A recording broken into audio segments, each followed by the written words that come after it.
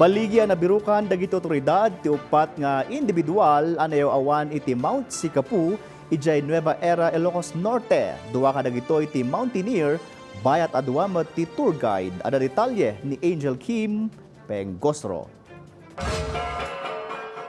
Naispal ti upat nga individual ang naipadamag ang mapukpukaw iti Mount Sicapoo ijay Ilocos Norte. Maibasar iti report, nagapo dagiti upat nga individual iti ili ti Nueva Era, Ilocos Norte, tapno agrikos iti bantay, ngam iti panagdalyasat da, narga ay ti daga iti ruta da, iso ang nagbaliw ti sinurot da a ruta. Napukaw ti signal ti cellphone da, kalpasan ang nagkiddaw da iti tulong. Maipalagip nga iti March 2, 2026, simmang at upat nga individual iti Mount Sicapoo. May isa kadagiti kangatuan abantay iti amyanan a Luzon, aging gaasaan da anakadanon iti exit points iti March 8. Panggap ti grupo a bumallasew iti bantay iti uneg ti ennem nga aldaw, ngem gaputa na iyaw awanda, nagbalin na sa nga pulokot may isa nga aldaw ti panagdalyasat da, sakbay an ispal ti otoridad iti March 13. Pero yung area po kasi na inakyat nila ngayon, ma'am, yung from Nueva Era to Solsona, ma'am, specifically yung Mount Sicapoo, first time po nilang daanan yun, ma'am. Yung tour guide naman po na kasama nila, ma'am, bali familiar po sila sa area ng Solsona. Nagsagrap dagiti individual iti minor injuries. Dagiti na-rescue nga individual ket manipod iti Metro Manila ken Nueva Era.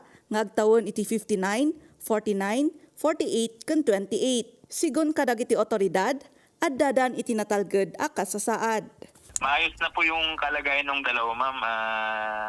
Na makababa sila sa bundok, agad naman po silang inasikaso ng mga rescuers natin, ma'am.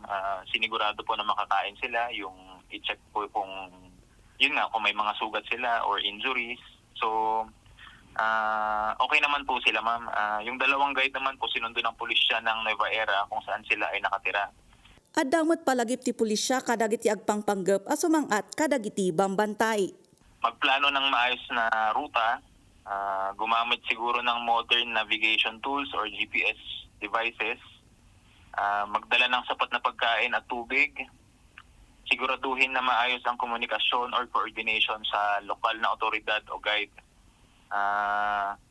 Mahalaga ring tandaan na maraming bahagi ng ating kabundukan ang walang signal ng cellphone. Kaya kinakailangan na maingat at paghandaan ng tama na kaalaman sa lugar bago sila umakyat. Angel Kim Pengosro para iti Pambansang TV, iti Baro, a Pilipinas.